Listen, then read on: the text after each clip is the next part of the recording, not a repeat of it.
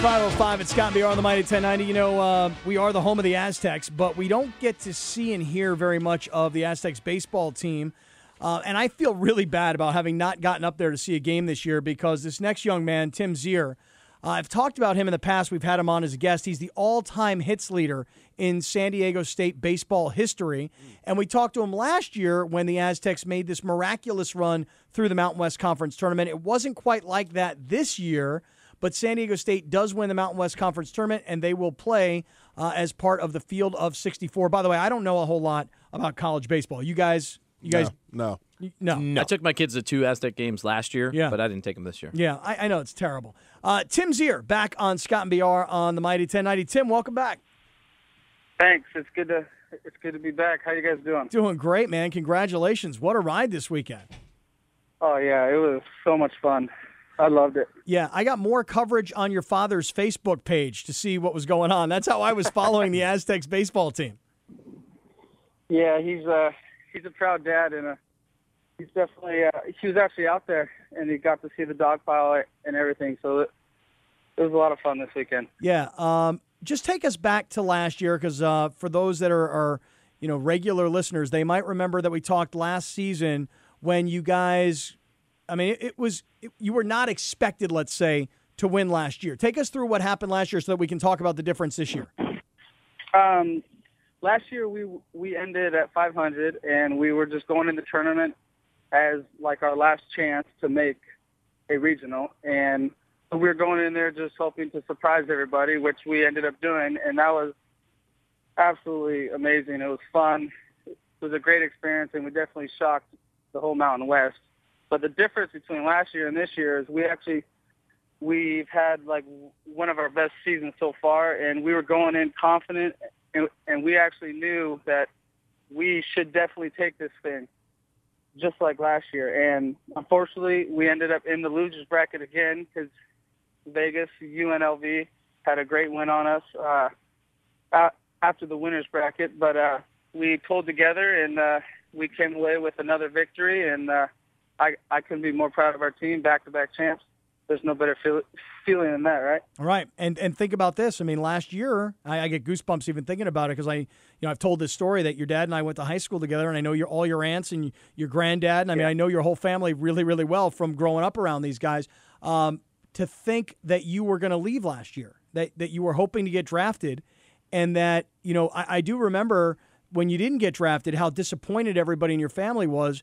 But, it's kind of that everything happens for a reason moment, and now here you are a year later, and you kind of play that card, right? Because had you gotten drafted, you wouldn't have been a part of all of this. Yeah, definitely. Yeah, like I said before, last time I was on the show, it was definitely heartbreaking. It was definitely like a tough thing to handle, not getting drafted, but just talking to my family and realizing that God truly had a plan for me.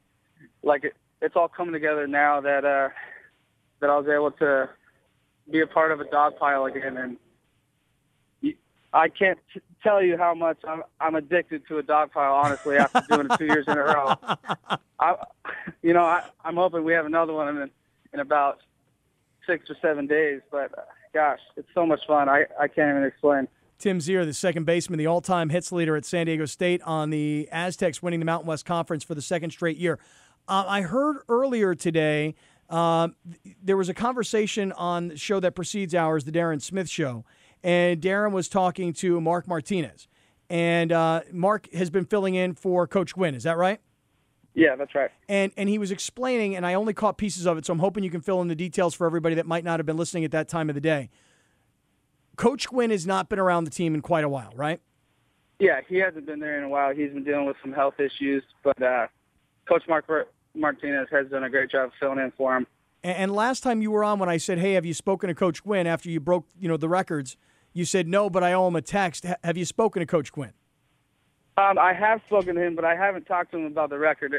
It's kind of only been about like, hey, Coach, we're going to win this tournament for you, and hope you're feeling better and stuff like that. All right, so now tell everybody listening this afternoon that is not necessarily completely familiar with college baseball, because you know the story, dude. It's football and basketball that gets all the glory, right? Yeah, exactly. Tell everybody about what you guys have been doing to keep Coach Gwyn close to the team, even though he can't physically be there. We were trying to find something to gather the troops after a couple of tough losses about like 3-4 weeks ago with Coach Gwyn not being there. And Coach Martinez actually brought a bobblehead doll of Coach Gwyn, and he has been just chilling in our dugout every game. Everyone touches it before we go hit, and it's just ignited our team and our team's chemistry, and it's a lot of fun. And it's a pretty cool idea because we all think Coach Gwyn is still there, even though it is a bobblehead, but it's awesome. Yeah, it's worked, honestly. It's like the movie Major League, you know. It's kind of like what was the guy Joe Boo, right? You know, like and I don't mean to make fun, but because Tony's not well and he hasn't been there, but it's that Joe Boo sort of moment, you know, where the whole team kind of has a character, if you will, a symbol, something to make you believe that he's there, right? And I only caught a little piece this afternoon. Did something happen with the bobblehead doll this weekend?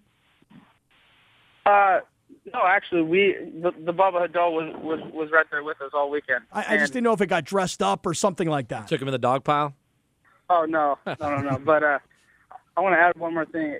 It also reminds us that every win from here on out is for Coach Gwyn, and we have a huge purpose as a team to bring every victory home for Coach Gwyn, because I know how much he wants to be out there, and he loves all of us. So, Tim, I want you to just, if you can, take everybody through what's going to happen the next few days and what has to happen for San Diego State to advance deep into this tournament. To advance, we have to take on the runner-ups of the College World Series last year, Mississippi State. They're a great program, and after that, we have to deal with Louisiana Lafayette, who's actually hosting the regional, the only 50-win team in the nation. So it's going to be a tough task, but we're confident, and hopefully we can just stay hot like we have been and keep playing well and bring Coach Gwyn home another regional victory. Tim, you guys, I know you're a little underexposed, but a very, very inspirational story, and we're going to be following you guys. When do you take off, and when's the first couple of games? We take off tomorrow, I believe, around 12 or 1-ish, and our first game is Friday at 2 p.m. in Louisiana, Lafayette, against Mississippi State. And just give me the format. Is it double elimination? How's that all work? Yeah, it's double elimination. It's us, Louisiana Lafayette, Jackson State, and Mississippi State. Double elimination. So hopefully we can come away with a victory on Friday, so we can be back in the winner's bracket like we were last weekend, and we'll go from there. And like you said, you got Louisiana Lafayette. They come in. They're really highly ranked, 50-plus wins. Mississippi State is the runner-up, like you said, last year. I don't know anything about Jackson State, but I'm assuming that all of those schools, which are much more regional, here comes San Diego State all the way from California. I don't know what they know about you guys, or they know what kind of high school or travel ball is played out this way. This is a very, very interesting and exciting time for all you guys. It definitely is. Just like Coach Martinez has been preaching the past couple of days, it's great for our program to actually leave California just to show everyone, what San Diego State baseball can actually do. So we're excited about it, and we're pumped about it. And we've never actually been to Louisiana, so it'll definitely be a fun ride. Yeah. Tim, we're going to be following your progress, man. Just make sure we stay in touch so we can have you back on the radio, because you're the correspondent to the Scott and BR show for San Diego State baseball. Sounds good. Thank you very much. So does that mean you're actually going to fly to Louisiana and actually see a game for once? No, it doesn't mean that. No, it means I'm going to probably watch on ESPN3.com or something like that. All right, I'm just kidding. No, you're right. You busted me, and I deserve it. Believe me. Your dad's been giving me all kinds of heat on Facebook. How could you not come out and see my kid play at San Diego State before he graduates? But you know what? Hopefully we're going to see a lot more Aztec baseball here in the next couple of weeks. I hope so, too. Thank you guys for having me. I appreciate it. Addicted to a dog pile. Tim Zier, the all-time hits leader at San Diego State and their baseball program. And, again, the inspiration of Tony Gwyn, who can't be there with this team, it is a great story.